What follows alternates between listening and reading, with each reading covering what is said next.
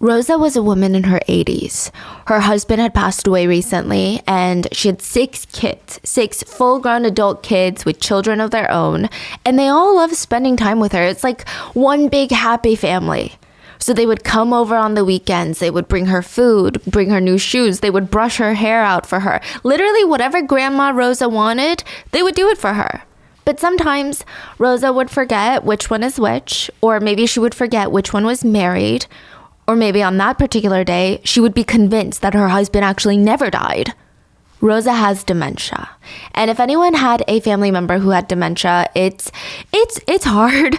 My grandmother on my mom's side had it, and there were so many times where my grandma would mistake me as my mom. She would talk to me as if I was the younger version of my mom. Or sometimes my dad would pick her up, and this is her son-in-law. And instead of remembering him as her son-in-law, she would instead treat him like a nice, friendly taxi driver that would take her out to lunch. There was a point where she even tried to pay him for his driving services. Some days were better than others for Rosa, and her family kind of knew that. But recently it seemed like things had gotten so much worse. Rosa would point at the door at the end of the hallway, and she would just point and stare. Rudy is there. Rudy is in that room. Rudy is here. Her children, who are now adults with children of their own, they would all kind of glance at each other, and then one of them would finally crouch down to be eye level with Rosa. And they would say things like, "Mom, it's okay. You're probably just tired. Rudy's not in there."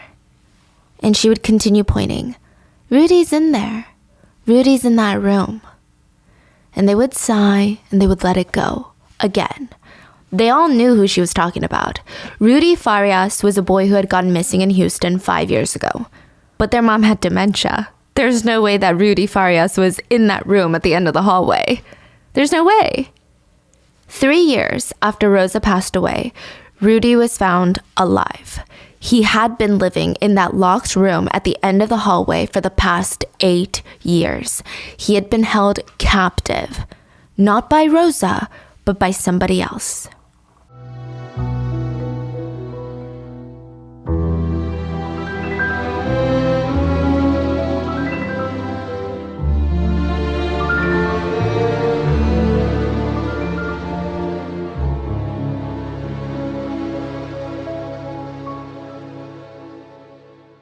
As always, full show notes are available at rottenmangopodcast.com, and this case has been highly requested, and it just happened in June of this year, so not even a month ago. It was end of June, and really in July is when everything started unraveling, so just a week or two ago. There is a chance that there's going to be more updates that's going to come out, but I personally don't think so. It's pretty radio silent on this case after the initial media frenzy. So from the way things are looking right now, it seems like the captor is going to face absolutely no charges and or punishments for their crimes. What? Yeah. This is a wild one. Every part of this case feels stranger than fiction, feels stranger than a book. So let's get into the mysterious disappearance of Rudy Farias. How much do you really know about your neighbors? And I know it's giving how do you know your neighbor's not a serial killer? How do you know? How do you know it's not happy father by day, Gilgo Beach killer by night? But what if that annoying neighbor down the street that makes you want to roll your eyes, you just don't like her? What if you found out that 8 years ago, she went through the most traumatic thing a mother could ever experience? Would that make you more sympathetic? Would that make you want to be nicer to her? Most of the neighbors had no idea about what had happened to Janie. It had been 8 years. But a few, a very select few number of neighbors had been around town, had been in Houston for a long time, and they would remember the stories of back in the day. They were good about never bringing it up. Why bring up a painful past, right? Wait, I want to know what happened. What happened? 8 years ago, Janie, the lady's son, Rudy Farias, went missing. He was 17 years old. It was March 6, 2015. Oh, was he kidnapped? I'm not sure, but apparently he went to walk the family's 2 dogs one night after dinner. And one by one, the dogs showed up at the front door with their leash dangling behind them. But he never came back. Rudy was gone, and he hasn't been seen alive since. But Janie's never stopped looking for him, that poor woman. Oh my God. Are there any leads? Did anyone see anything? I mean, nothing's for certain, but Janie seems to think that Rudy has been human trafficked. Other people think that maybe it has something to do with his biological dad. How old was Rudy? 17. Yeah. Oh, wow. His biological dad was a police officer, and he died. But it's just a sad story all around, you know. Rudy's brother passed away before he went missing, and the family was already grieving. And then Rudy's biological dad was, fired, and then he took his own life from the police force. It's just, I don't know. I just feel bad for Janie. And I'm sure anyone who heard of Janie's story was probably thinking the same thing. 8 years? There is no way they're going to find Rudy now. But I suppose Janie was a fighter. She's constantly on true crime forums to try and keep Rudy's name and case alive. She posted about how she was absolutely certain that this was a case of human trafficking. Those evil monsters are the ones that took her son. A lot of conversations were getting stirred up about the general safety in Houston, Texas. And Janie was fed up that the police weren't doing anything about it, nor were they doing anything about her missing baby that had been gone for years. And she hinted maybe the reason why the police are being so nonchalant about this case, about my son being missing, is because there's some powerful human traffickers involved that have connections with the police. Janie started hinting that even her own life was in danger. Strange things have been happening ever since Rudy vanished and ever since she started being vocal about this human trafficking thing. Another thing that added to this perception was that Rudy's uncle, Uncle Jerry, he spoke on the 2-year anniversary of Rudy's disappearance. He gave a speech on National Missing Persons Day. And he talked about how kind-hearted Rudy was and how much he cared for those around him and how heartbroken Rudy's mom, Janie, was since he's been gone, you know? And the pain of not knowing where your loved one is or how they're doing or if they're okay, that's probably the worst. There's no closure. Rudy's Uncle Jerry never mentioned that he knew what happened to Rudy. He never mentioned anything suspicious or sinister that had happened. But the owner of a local Facebook page that the family would constantly interact with, it's called Houston's Voice for the Missing. They came out and they stated that Uncle Jerry had been working nonstop to find his nephew Rudy. And recently, after this speech was given, 2 years after Rudy had disappeared, Jerry called the owner of that Facebook page and told him that he had new breaking information on Rudy's case. They were supposed to meet in a week. Uncle Jerry ended up dying from a motorcycle accident before then. The owner of the Facebook page never found out what Jerry wanted to say or what he knew. It just all seems so suspicious, doesn't it? Wow. So the initial thought from not only Janie, but from most people in the community was that Rudy had been human trafficked and maybe the police had no interest in finding him because they didn't want to piss off these powerful traffickers. And then maybe the Uncle Jerry might have found out something that he shouldn't have, and now they're in danger. Janie even brought up serial killers. She posted on forums about the Candyman, serial killer Dean Corll. I did a deep dive on Dean Corll a few years back. I might refilm the visuals for that one if you guys are interested. It is one of those cases that throughout the years has continued to stick with me. I will randomly be staring at a wall and I will think about that case. It's just very demented. He essayed and murdered almost 30 young boys in Houston, Texas in the 70s. And Janie was now posting about Dean Corll and saying things like, Houston police say it doesn't happen to young boys. This is nothing new. Even back in the 70s, Houston police failed to investigate the many missing persons reports filed by various parents of these boys, and the police just viewed them as runaway cases like they're doing to my Rudy. Many of these boys came from the same area or the same neighborhoods, and even after all of that happened in the 70s with this serial killer, our children are still being listed as runaways. I'm just so disappointed in the way that the Houston police handles missing children's cases, and I think something needs to change. And after Janie would post on these forums, there would be this newfound interest in Rudy's case. But every single time, it would just fizzle out due to the sheer lack of evidence or even clues. But the community would randomly come together. They would make shirts with Rudy's pictures on them. They would spread pictures online. But it seemed like nothing was happening, even with all this work that they were putting into this case. And then something happened. A miracle happened.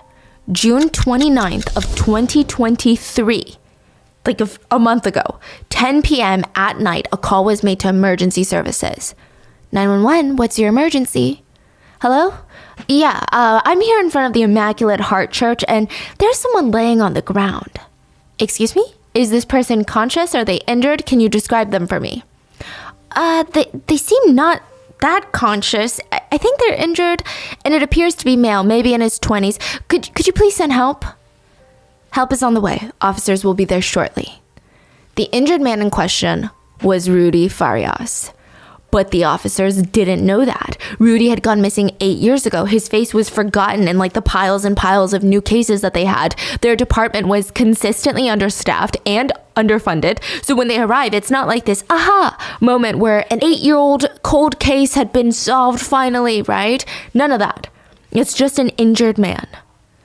Rudy's starting to gain consciousness when the officers arrive, and he was nonverbal. He seemed really scared and disoriented. He refused to speak with the officers. He didn't have his ID or his wallet on him, though he did have something in his pocket that becomes evidence later, but we're gonna get there. The police were able to figure out his identity. They call his mom, Janie Santana, and they're like, come get your son. After 8 long years of searching, your son has been found. She rushes to the scene and she's throwing herself onto the stretcher and she's screaming, that's my son, that's Rudy Farias, he's my son, he's been missing since 2015, this is him, this is my son. So it really was Rudy. I mean, his family had almost given up hope of even ever seeing him alive after 8 years of no news, no updates, nothing, no clues. But here he is. He still wouldn't talk to the police or anyone else for that matter, but still, at least he's home.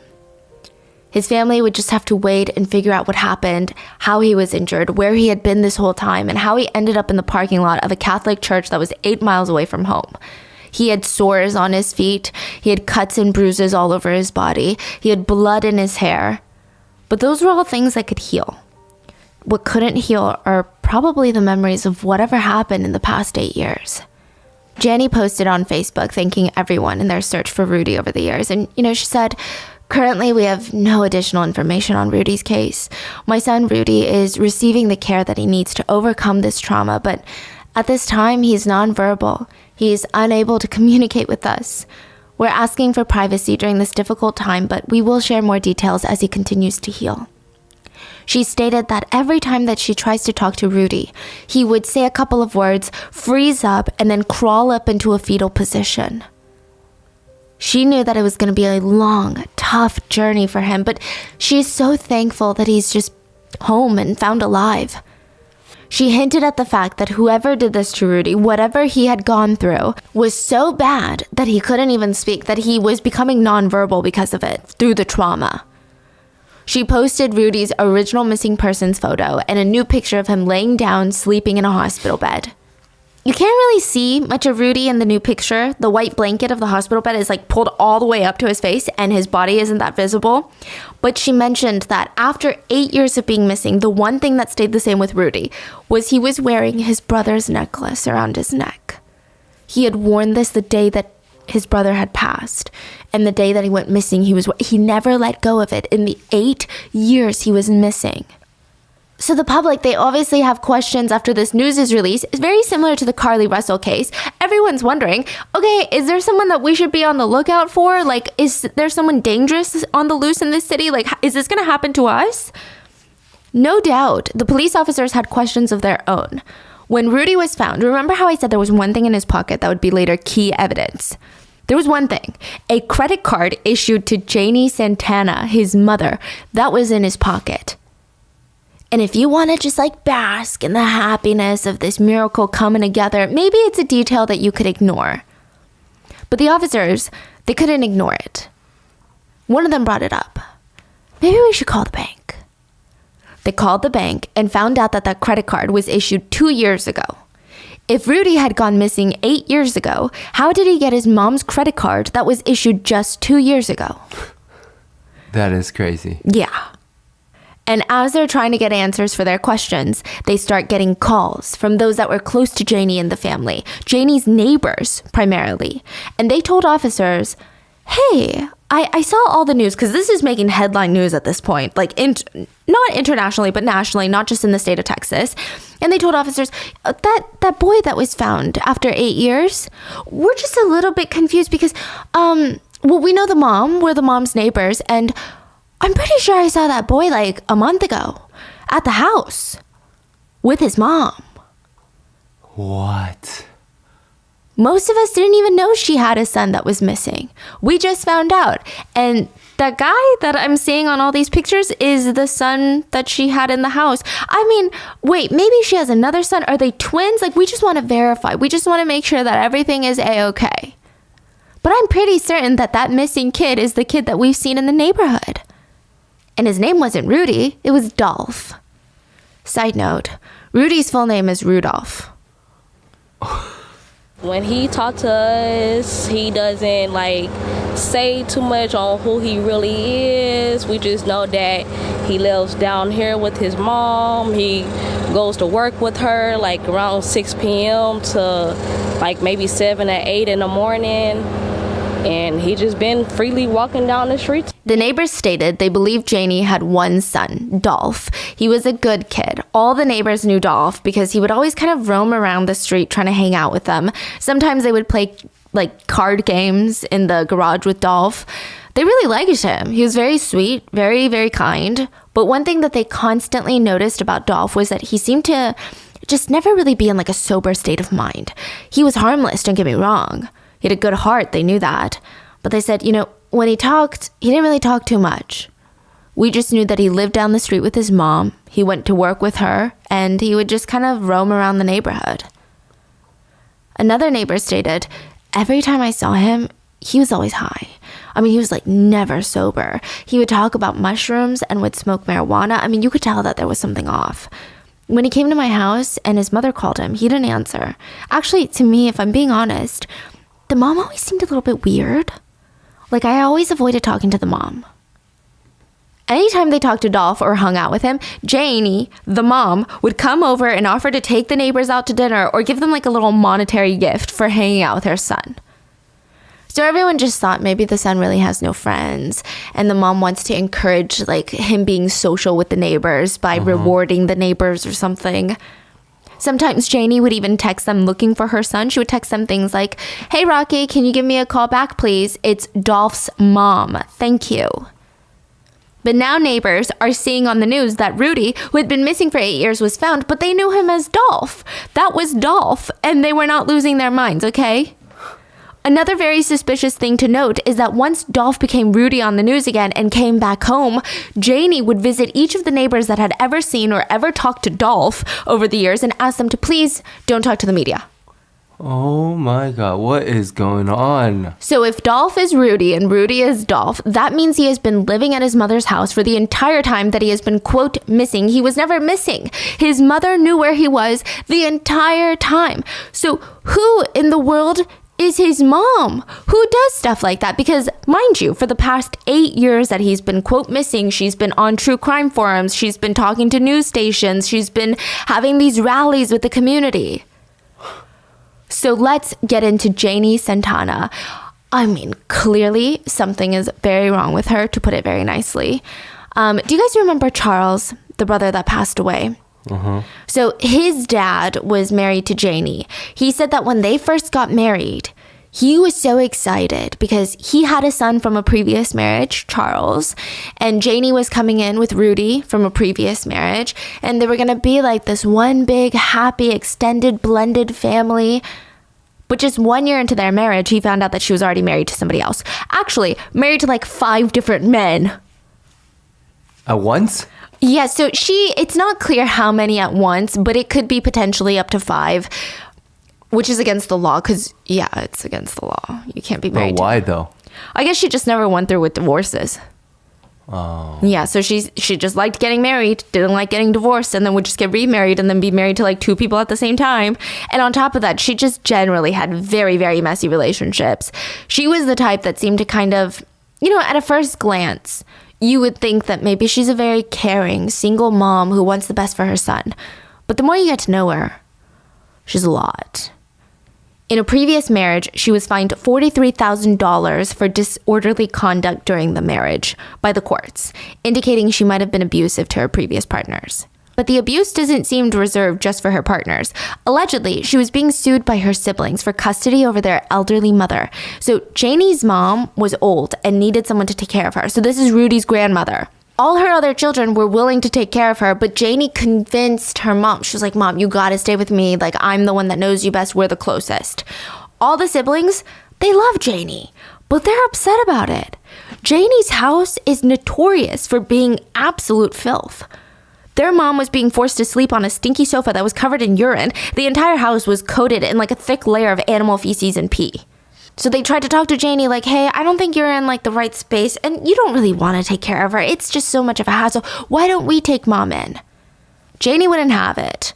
So they filed complaints to the courts that Janie's house was not clean, nor safe, nor habitable for an elderly mother. There were instances where their mom would be taken to the hospital because her bed sores had gone untreated. They told the courts that their sibling Janie was a pathological liar and lies about everything. They also stated that Janie had all of these rooms in the house that they weren't allowed to go into, which made them a little bit nervous. Like, what is she doing in that house? But you know, they didn't want to invade her privacy. Like, if your full-grown adult sibling had rooms that you weren't allowed to go into, it would be weird to kind of like knock down the door. Like, imagine posting that on Reddit. People would be like, yeah, you're the asshole. Give them privacy, right? But they noted to the court, it just made them uneasy. It just felt like Janie wasn't fit to take care of their mother. Janie was also in the process of filing for bankruptcy. She was fined for reckless discharge of a firearm, meaning literally her gun went off in public, accidentally. And on top of all the time that she spent in court, she spent even more time on Facebook. This is where I think things get pretty enlightening, if you will. Janie was addicted to Facebook, like full on the rush of getting comments, the rush of getting likes on her pictures and videos. I'm going to be honest with you. It is easy to get sucked into it. Like the comment section, it feels like you're interacting with a bunch of people and you just want to scroll and get everyone's opinions on things. Like, I love going through the comment sections on these videos and figuring out what everyone thinks about it because I'm so fascinated and intrigued. Janie was into it, but she didn't have a lot of people commenting on her stuff. So she would make fake accounts, comment on her photos, and have full-blown discussions between like 5 people, but it was just like 5 Janies. What the How did they even find out? They just did the research? Yeah. Oh my God. So she would spend all day on Facebook creating multiple accounts so that she could basically interact with herself. And like, hear me out. She would have her actual Facebook account, then she would make multiple fake ones, and they would just all be praising her. And she would often use her own pictures for the fake accounts, but they would be edited to the point where she was unrecognizable. Then she would use those fake accounts to like her photos. Then she would make another account. Sometimes she would take pictures from not so famous people that were like kind of famous, but not really. And then she would talk to herself again. And she just kind of got off on these social media interactions, even if it was just with herself. It's a very strange thing to do. And that made me a little bit pensive. Like, I was pondering the idea of social media when I was researching this, because I'm like, okay, there's got to be like 2 aspects to social media. There's the actual interacting with people that people get off on. And then there's the idea of people feeling like you're interacting with people. Because I feel like, I don't know why she would do that. Is it because she wants people to look at her Facebook and be like, wow, she's got a lot of friends? She's got a lot of people that love her? Yeah, maybe. Right? Or is it just, I mean, I can't imagine someone is genuinely like log out, log in, hee, and like having a blast with that. Yeah, I feel like she's maybe doing it for other people to see. Right? That's what I was thinking. So a local activist known as Grizzly stated, she created a family of catfish profiles to support her post because nobody likes her stuff and comments back. So she created a lot of fake profiles to circle her. She's using this as some sort of love or personal gain, like whatever she needs from this. This is like her little community. She also posted a post on one of these fake accounts saying that she was in Australia on vacation, and she used stock photos of people who are on the thinner side, and they'd be lounging at the beach and she would pretend that it was her. So she's very much into all these fake personalities and identities that she's creating for herself online. She's very drawn to the attention, even if it's from her own self. To appear like she's getting attention was good enough for her. And she's drawn to it like a moth to a flame. It seems like she likes drama and attention. These are kind of like the things that are coming out. And I really hate putting those labels on specifically women, because it's like, oh, women just love drama. But I can't think of any other way to describe her. There was a very telling incident in Rudy's life when they found out that Rudy had a tumor on his foot. It was not a cancerous tumor. Everyone in the family already knew about this tumor. I don't know how they found out. Maybe he went to his family doctor. They're like, you have a tumor on your foot, but it's fine. We tested it. You're good, right? Out of nowhere, Janie is like, all right, Rudy, you're going to walk to the ER and tell them that you took a bunch of pills as an attempt to take your own life. And then say it's because your tumor is cancerous or something.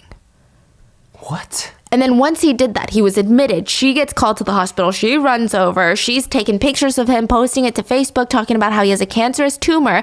And she stated emotionally on Facebook that she didn't want to lose the only son that she has. So I think that she was being smart with it.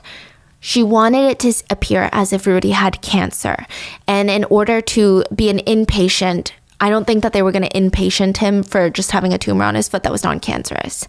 So he said that he attempted to take his own life, which I think there's a mandatory 72-hour or 48-hour hold. So he would be inpatient so she could go and snap all these pictures.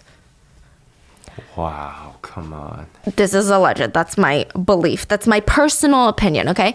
Now, netizens speculate that Janie had Munchausen by proxy, which is when parents often make their children or partners get sick to get attention and sympathy from others. Like, oh my goodness, you're such a great caretaker. I mean, we've heard of so many of these cases by now. She would just straight up have all these full-blown conversations of oh, you're so strong for this. My goodness, we're supporting you. But they were from herself too. Yeah. And I think the older that I get, the more amazed I am when a kid is able to be very different from their parents, or to even hold different beliefs from their parents. I feel like I'm realizing more and more how big of an influence environment really is. It's kind of scary to think how much of our personalities are just conditioned through our environment, and we think it's our personality, but it's just our environment, right? Rudy was alone with Janie. Janie was constantly getting a new husband. She's foaming at the mouth for drama and attention, in my opinion. And Rudy was nothing like his mom. He was just kind of this nurturing, soft person. That's how people describe him, He didn't really get to spend time with his biological dad, or he didn't really have any siblings he was close with. He just had his mom. She was his primary guardian. Rudy was the type of person that would see a stray cat on the road and just spend the entire day trying to get that little kitty inside the house. And he wouldn't even post about it on Facebook. He just wanted to take care of people. He wanted to take care of things. But he was also really, really shy. He's very gentle, but very quiet, reserved. There was just one person that would bring him out of his shell. His beloved stepbrother, Charles. So Janie, at one point when Rudy was younger, had gotten remarried to a guy that already had a son, Charles, like I was mentioning, remember? Charles was 8 years older than Rudy. So both parents, they were concerned. Janie and the stepdad were worried, what if the boys don't get along? They have got an 8-year age gap. What if they freaking hate each other? Rudy falls in love with Charles the minute that they meet.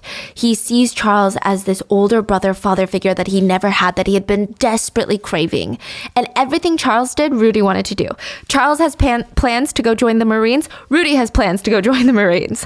He just looked up to him so, so much. And then one day, Janie and Rudy are home, and Janie gets a call. She starts panicking, and she tells Rudy, put on your clothes, we gotta go. Charles had gotten into a motorcycle accident at an intersection near their house when he was coming home. Janie and Charles ran out.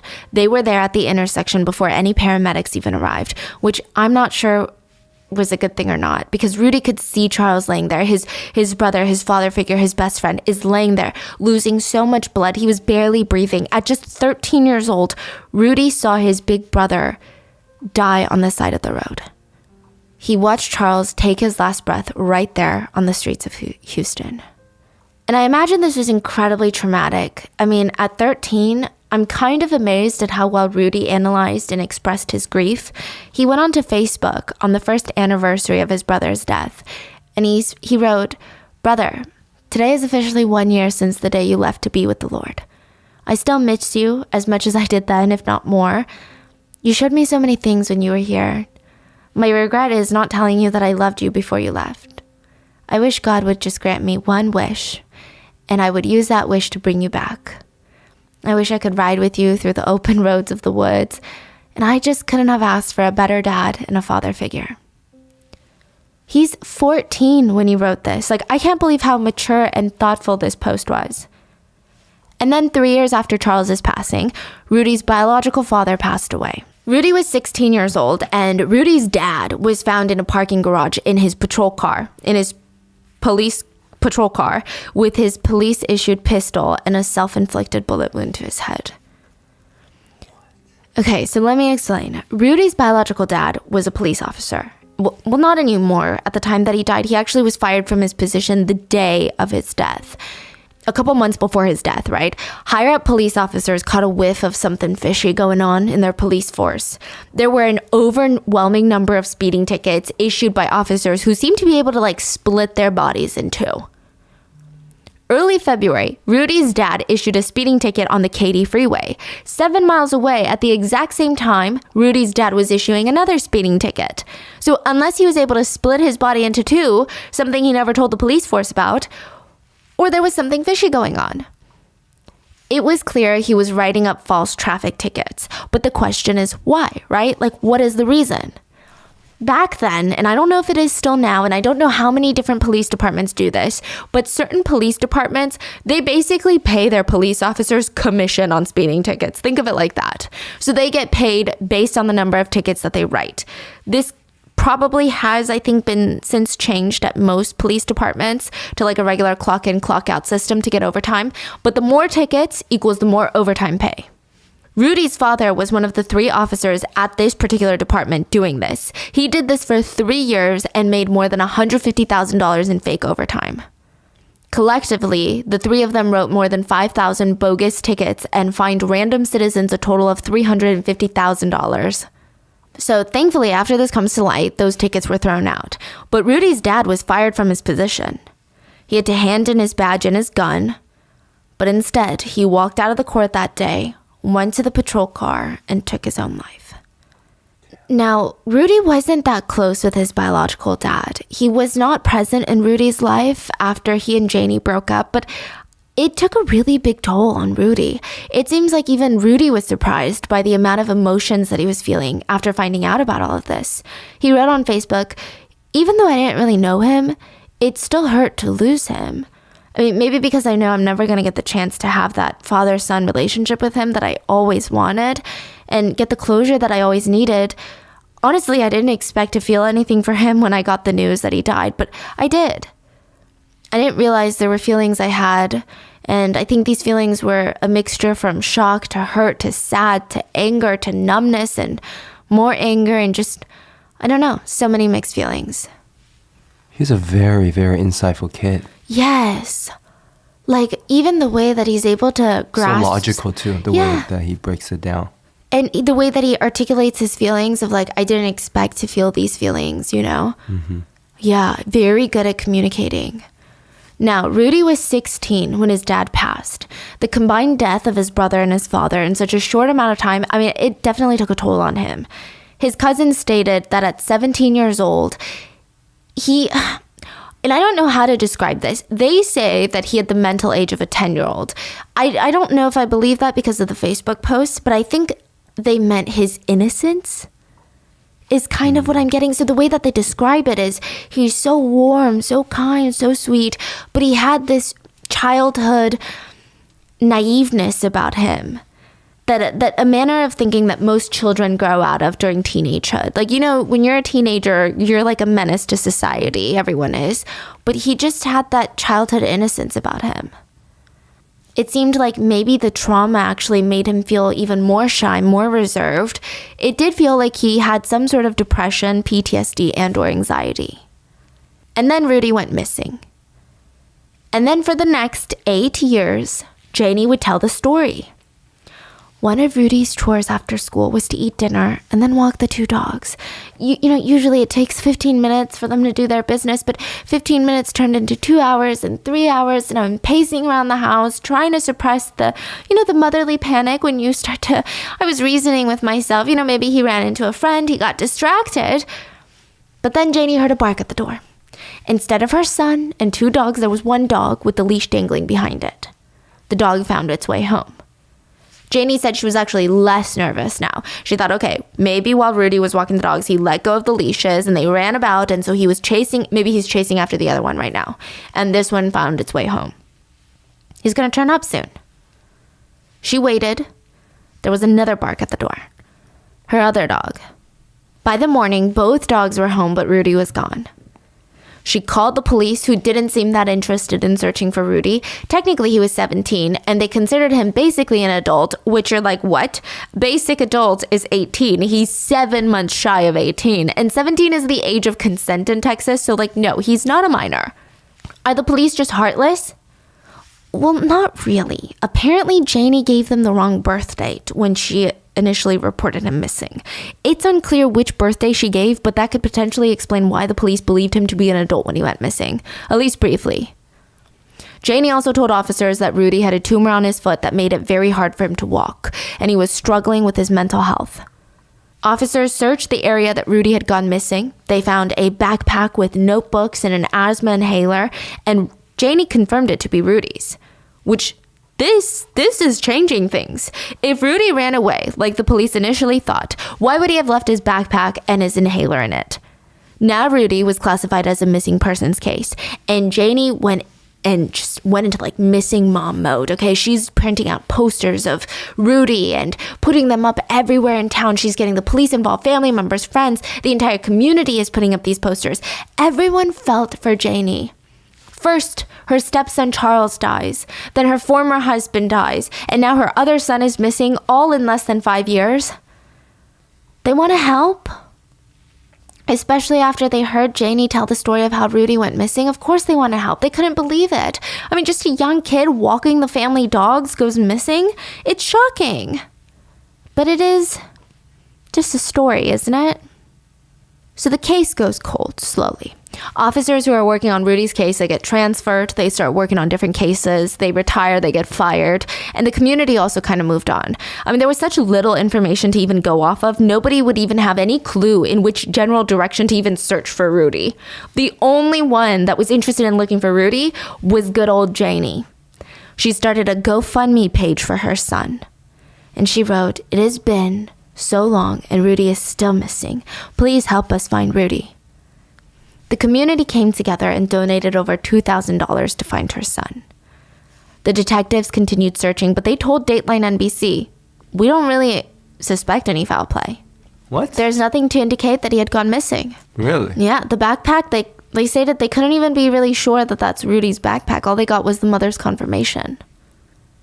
Yeah, and the investigation fizzled out. And for years, Janie was active on true crime forums, posting about her son. She even stated that she was worried for her own safety. She stated the police hinted at her that human traffickers were involved, which, side note, goes against what the police have just stated publicly, that there was no foul play suspected. But, sometimes they withhold that information from the general public, but just noting the discrepancy there. But maybe Janie knew best, right? Before Rudy was found, Janie started asking around about when the least busy time was at the U.S.-Mexico border. She stated that she wanted to take a trip down to the border town Reynosa, and she stated that she knew without a shadow of doubt that Rudy had been human trafficked and smuggled across the border into Mexico. She was going to go down there, movie Taken style, and get her son back. She talked to her friends like this is like a Mission Impossible mission. She was going to go undercover. I mean, she would do whatever it takes. She would go undercover to get these traffickers, to get them to trust her. She would fight tooth and nail to get her son back, even if she has to pose as a customer, as a human trafficker herself. She was going to do whatever it took. I mean, she was really hyping it up. She was painting a picture of how dangerous and how terrifying this mission was going to be. And everyone was like, really? Reynosa? It's a pretty chill town. It's like being like, I'm gonna go into the dirty streets of San Diego. Everyone's like, oh, that's not really what I know San Diego to be about. Reynosa and a lot of Mexico is not a drug war zone like how often the media in the US likes to portray Mexico. Reynosa is just a town with a ton of kids, shops, universities. It's actually a pretty good tourist town. It's like a normal town.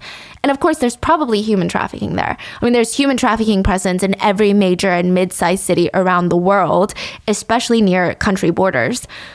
But going to Reynosa is not really like this dangerous mission that Janie is like hyping it up to be. But she starts a whole fundraiser to fund her trip. People were going to come together, make donations, hear his story, and give support. It was supposed to help bring Rudy home. In reality, Janie didn't seem that invested.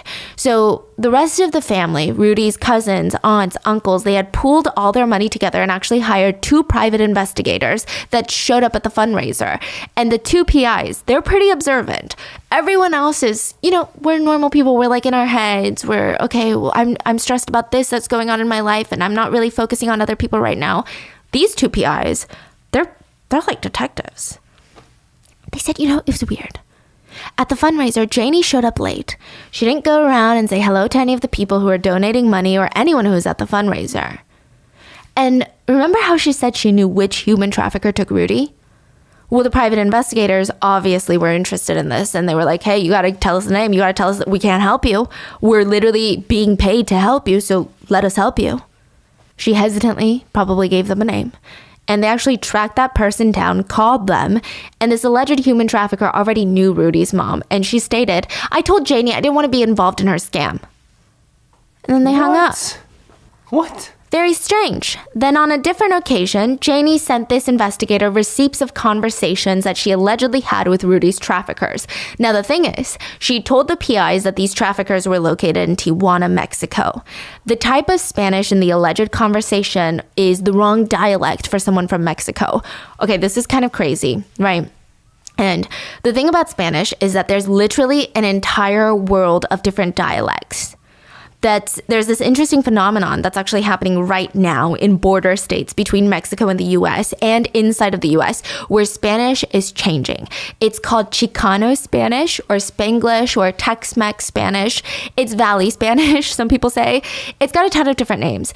It's basically Spanish mixed with English. So it's not like I'm speaking Spanish and then throwing in English words, but the English construction of a sentence is used and replaced by Spanish. So like in Korea, it could be like... Yeah, it's like grammar is changing a little bit. Like in Korean, it would be you over there go is the construction of the sentence. And then in English, it'd be go over there.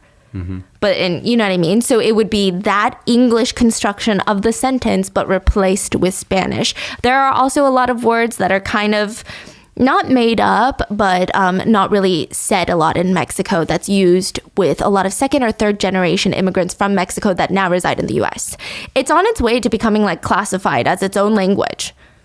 So the text messages between Janie and the traffickers showed Chicano Spanish both ways.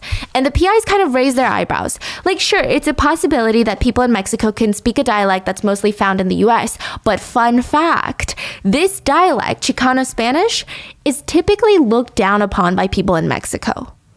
They call Chicano speakers no sabo, or like no sabo kids who don't know, quote, real Spanish. There's almost a pride in Mexico of like, oh, you're not really from Mexico. So it's not a desirable dialect to speak if you reside in Mexico. And she said that these traffickers were from Tijuana. So, but guess who knows Chicano Spanish and guess who speaks Chicano Spanish? Janie. Oh, that's her language. Yeah. Oh. Yeah. She's an immigrant residing in the US. So it makes sense for her side of the text to be that dialect. But the alleged traffickers also speak Chicano Spanish. It's just something interesting to note. And besides that, Janie and the alleged traffickers had the same manner of speaking, like the same way of punctuating. And the PI speculated that Janie just really wanted to go to Reynosa for a little vacation, but she wanted the public to pay for it, so she used Rudy as an excuse for the fundraiser. Okay, so to get it straight, the whole family was like, okay, let's help her now. Yeah. So they hired 2 investigators, and these 2 investigators is investigating the shit out of her.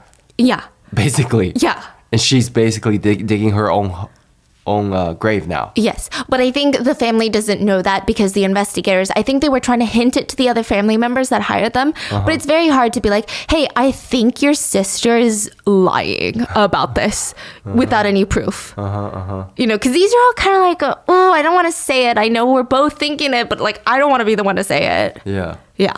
1 month later, she reports to the police that she was robbed and carjacked by an unknown subject who fled to Mexico. She doesn't even say how she knew they went to Mexico with her car. She said that she was robbed by, and I quote, an illegal.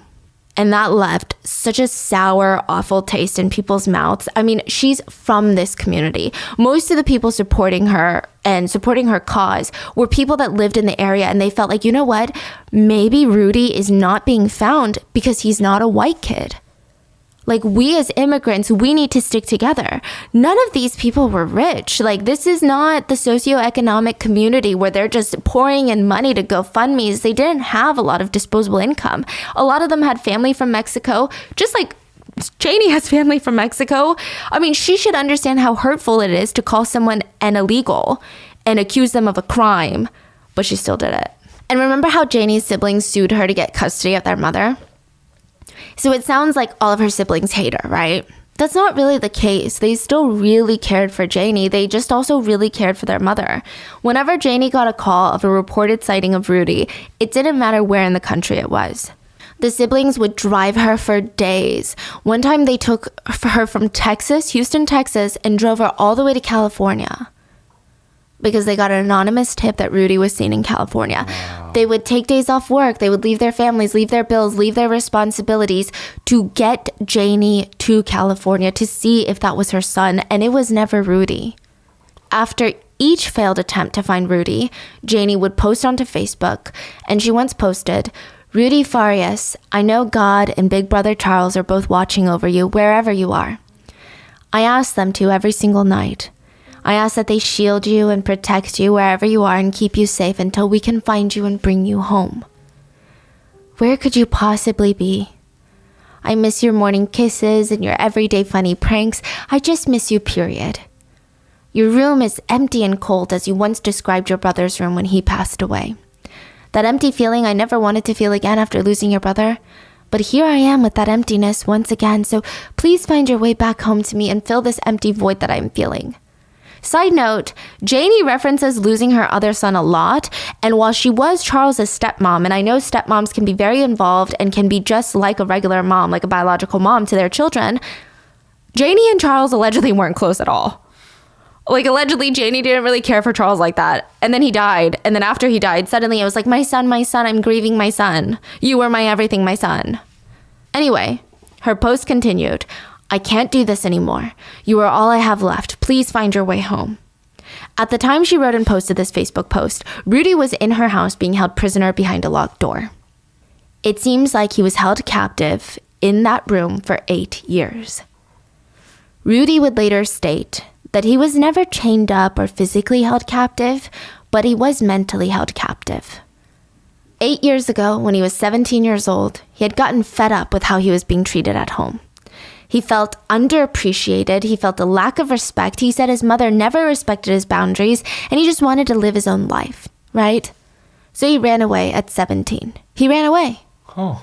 He came back the very next day. He wasn't gone for like 24 hours even. Nobody saw him come back except his mom. He walked in through the door, probably expecting to apologize and be like, okay, I couldn't do it. I'm 17. I can't even get a job, right?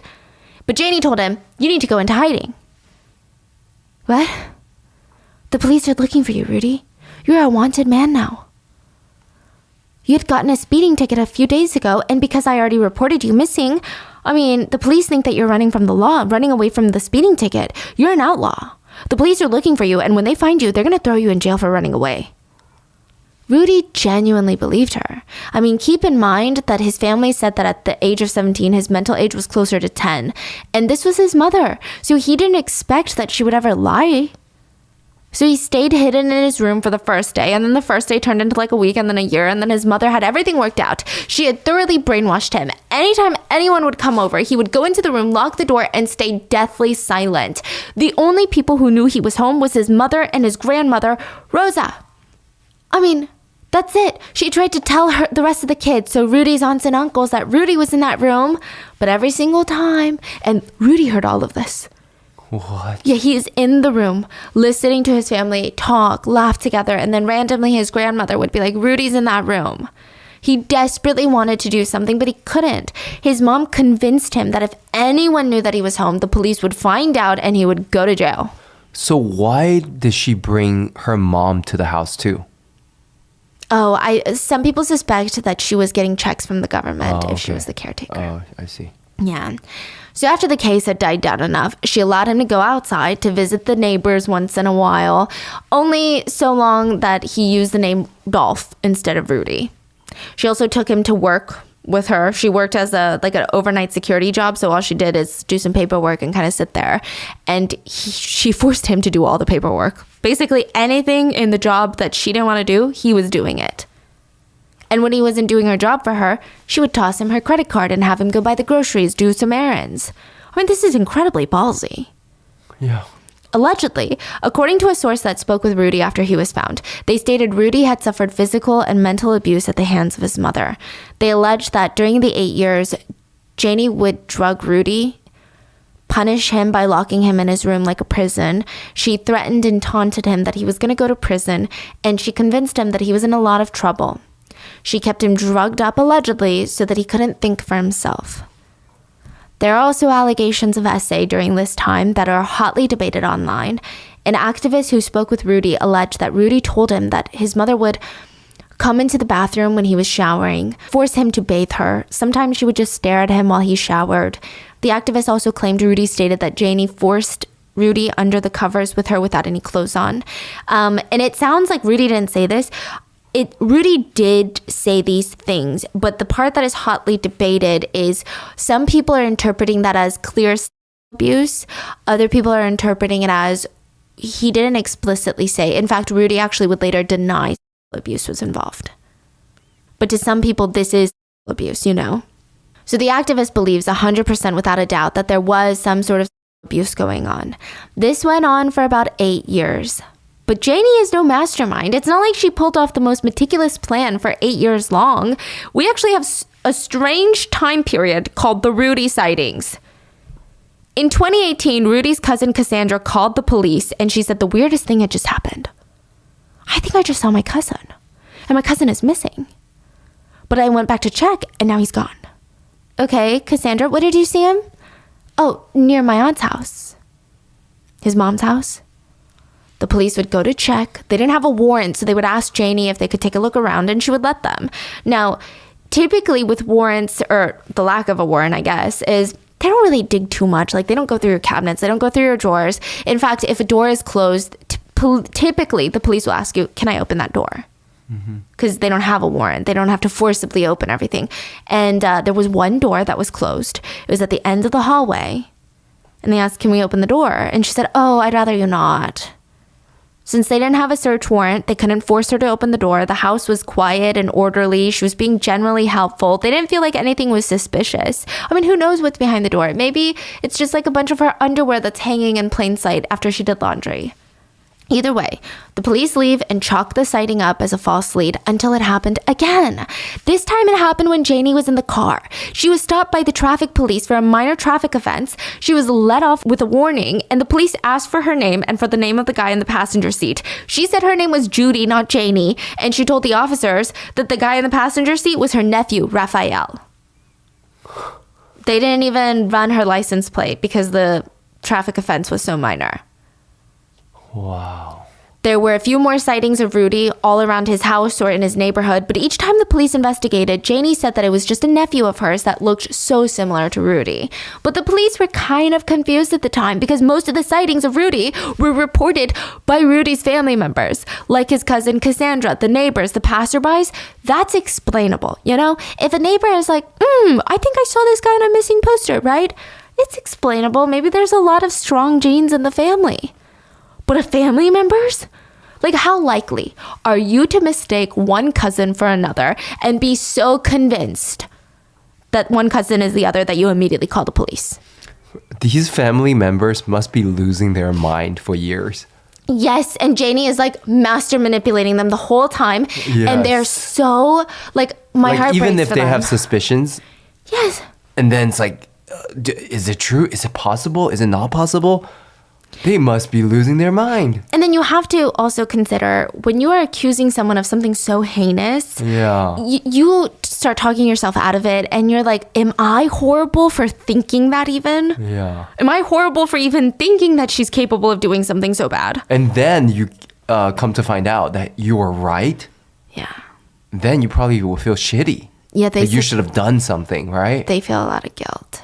Even Rosa, Rudy's grandmother who had dementia, she would constantly, point, and Janie would say, oh my God, ignore her, guys. She probably is just missing Rudy, that's all.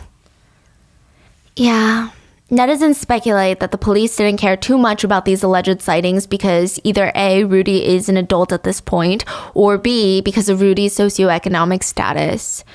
Now, after 8 years, Rudy had this plan. He waited until the middle of the night, stole his mom's car keys. This is when he is found again, right? After 8 years. He's been living like this for 8 years, going as Dolph, doing his mom's job, not able to leave the house unless his mom warranted it. Like, it was a lot. So he's like, I gotta escape. He stole his mom's car keys, credit card, drove away from the house. Now, from what we know now, he didn't have any other destination except for going away. Like, he just wanted to get away. He got a couple minutes away before he crashed the car. It had been 8 years since he drove a car. Every so often, his mom would let him drive the car around, but very rarely. He wasn't used to it. He crashed it. That's how he got majority of the cuts and bruises. He left the keys in the car and continued on foot. He said he wandered around without much direction, and at one point, he appeared in front of a church, and that's where he was found. And he was, quote, reunited with his family. Now, remember the picture of Rudy in the hospital after he was found? Mm-hmm. Yeah, Rudy's family immediately recognized that photo from 8 years ago. Apparently, Janie had posted the same photo 8 years ago when Rudy was hospitalized for the tumor on his foot, remember? It's not even a recent photo. What the hell? And the whole nation was like, oh my God, Rudy's been found and he's in the hospital right now. We don't even know if he went to the hospital. Side note, she went to the church to be joined with Rudy, and authorities would later come out and say that they were trying to rush Rudy to the hospital, but Janie kept saying, no, he doesn't want to go to the hospital. So they just thought, okay, maybe like he's too scared to be in a hospital right now. Maybe mother knows best, right? So the family was very vocal about this discrepancy online. So the family is all turning on Janie. They're trying to be behind Rudy. They're turning on Janie 100%. And there were a lot of speculations because the family is now suddenly turning on the mom. Netizens were bringing up like, ooh, maybe there's some doubt on this story. After Rudy was found, Janie made a Facebook account by the name of Bellos Niños, meaning beautiful children. And she posted as if it was like a fan page for her and her children, but she never posted about Rudy. Is weird. Yeah. And then in another post, Janie is pretending to be a news TikTok account, and she posted, coming from estranged family members of the Sanchez family. The family had come for Janie before Rosa, their mother, passed away. It was a nasty court battle, but because Janie prevailed, they had since been seeking revenge by slander and defamation. Basically saying, all the family members that are now casting doubt on Rudy's story after Rudy has been found, they're all doing this because they hate Janie, because Janie won custody of their mom in court. It's not because there's actual holes in the story. It's because they're revengeful. They're vengeful people. After Rudy was found, Janie continued to have full-blown conversations with herself online. She would use fake accounts to comment things on her own posts like, this must be so hard for you, sending you strength and love during this difficult time. Then I wonder if it's, fake account, you click on it, there's nothing on their page. Yes. And then it's like they've commented on nothing else but your post. Yes. And you're like, it's like so fake. Yes. You're like, you literally made this account to do this right now. Yeah. Then she would log out, turn around, sign into another account and go, same here. I can't imagine going through what you're going through. Good wishes to you and your family. Wow. Then she would sign into her account and comment, thank you. Your support really means a lot. Sorry. It's not funny. It's like so 어이없어. You know the Korean saying. It's like so ridiculous. I have no other reaction, right? Then she would use another account to make another post. She posted a selfie of herself, but it was coming from like someone else's account, speaking for her. And then captioned it. This is from Rudy Farias' mother, Janie Santana. These bitches need to shut their traps. It's sad when you need to attack people during a crisis just for followers, clout, and popularity. If anyone is following those hoes either on Facebook, TikTok, or any other social media, you will be blocked from here and all posts will be private for friends and family only. We don't need the bullshit and negativity. Either you support Janie and Rudy or you don't. And if you don't, then get the out and delete your ass off our pages or I'll find out who you are and I'll do it for you and you won't see shit moving forward. I'm not the one, boo. So that was coming from her pretending to be a fan. Yeah. Yikes. So there's a lot going on, but netizens are a little confused on why she even did this. You know, as this is unfolding, they said, you got your son back after 8 years, you know, just give it up. Like, don't be doing all of this. Just focus on your family. Like, who cares about the haters on TikTok? And now Janie is suing one of her sisters for defamation and slander. Janie's siblings and her nephews and nieces have come forward and said Janie needs to be brought in. They're not going to know what the hell she's really done if they don't bring her in and put pressure on her to talk. They're covering up what they knew years ago and they don't want to come forward. Another aunt said she hid this. That was awful and wrong. For what she did to him, that girl needs to go to jail. Rudy's other aunt, Sylvia, said, I have not seen him since the day he went missing. Over the years, I even went out of state with Janie to help look for him. She had me out here in California thinking that someone had found someone that looked like Rudy in California, and I went all the way there with her.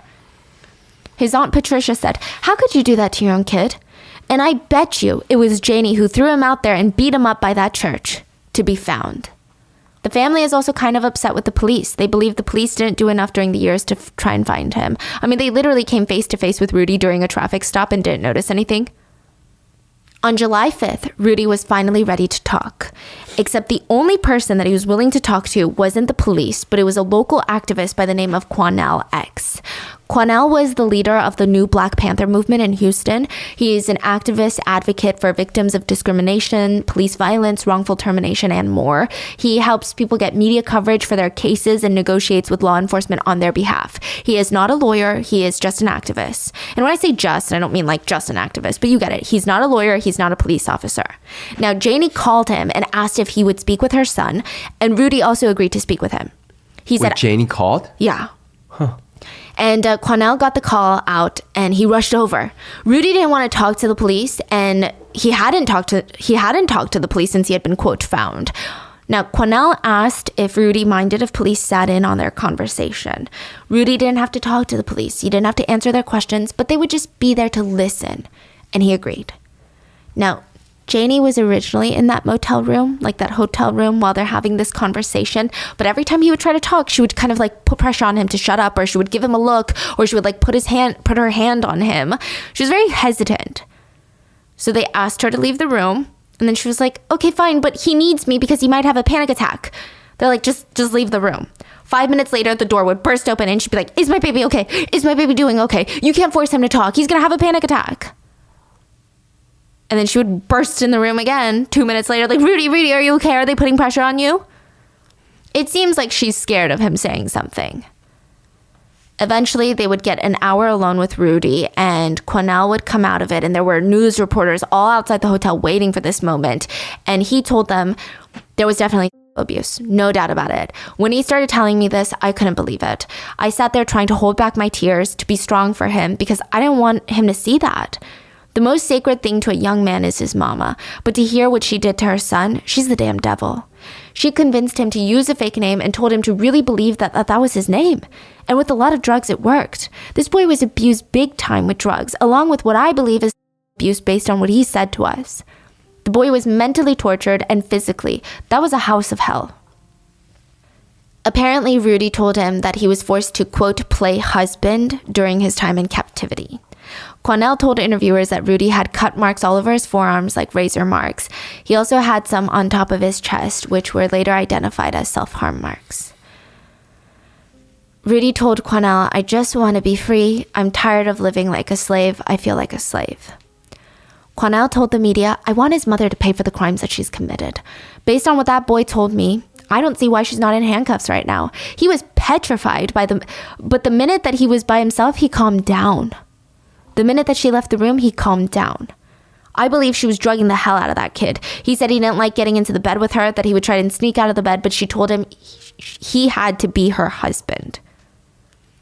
The police did not arrest Janie. I don't know why.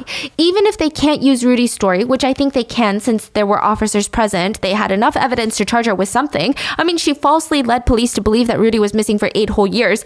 There must have been some sort of obstruction of investigations, like anything like that. Obstruction of justice, nothing. Rudy went home with his mom that very night. Yeah. And before they left, she actually pulled him aside and said, tell them you made it all up and that it was all a lie. If you tell them the truth, I will kill myself.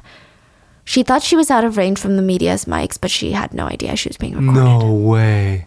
Yeah. She said, if you tell the truth. Yeah, I'm going to kill myself. Wow. Yeah. But she's still sticking by her story. She said that he had been missing for 8 years.